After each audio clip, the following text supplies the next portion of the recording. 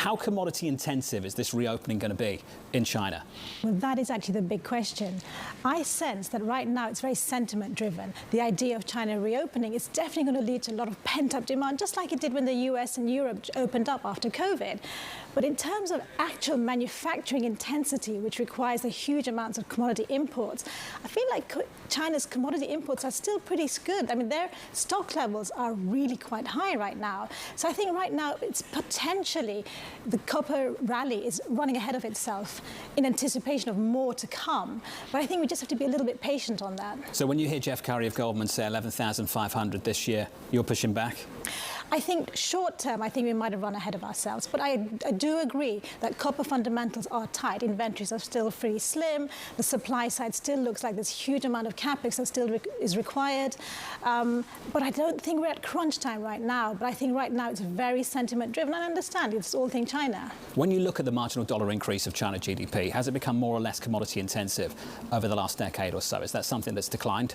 Yes. I think China's reopening is significant, but it's going to be a different China. The structural changes that we're seeing in China, I mean, we've been talking a lot about the population decline, the fact that the property sector is no longer as hot as it was before, the manufacturing is slowed down, there's no longer that big impulse and push, you know, to go back to your point about intensity of consumption of copper.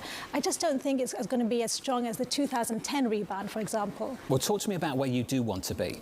What bucket do I want to be in right now, preparing for the demand that's going to come? Where's that demand going to show up?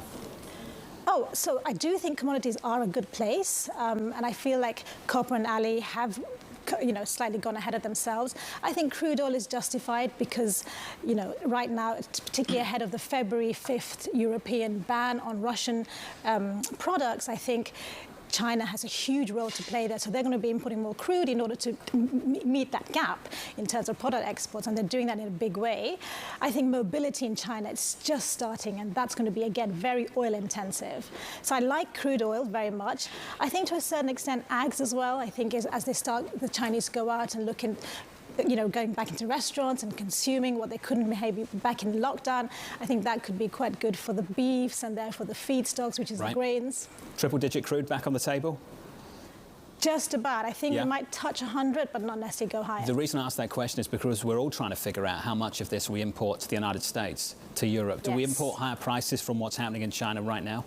And that is the risk. So I think, yes, there's a potential that we see a little bit of an uptick in commodity prices, but for the reasons I mentioned before, I don't think we can sustain higher because the rest of the world is moving into recession. So we're just a little bit too China-centric right now. And I think we need to balance that out by the fact that the USA and Europe are slowing.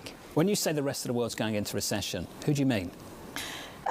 Okay, good question, because the idea is, at least the bond markets are telling us that Europe and the USA are going into recession. Maybe a mild one, but it's still heading that way. The yield curves are definitely pointing to that. Obviously, don't look at the stock markets and think that everything's great and rosy.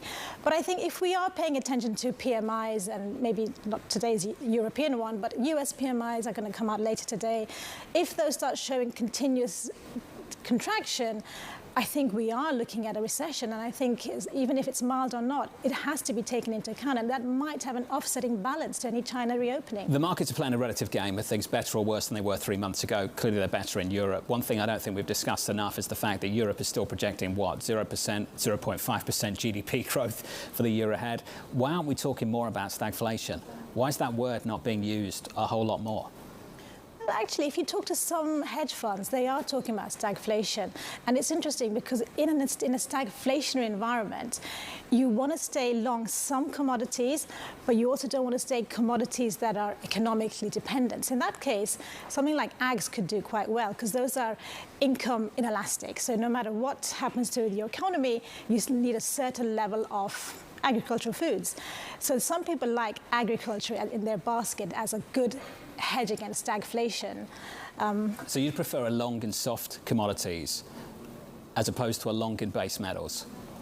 Good one. Yes. Interesting. That's the year ahead conviction call for you and the team.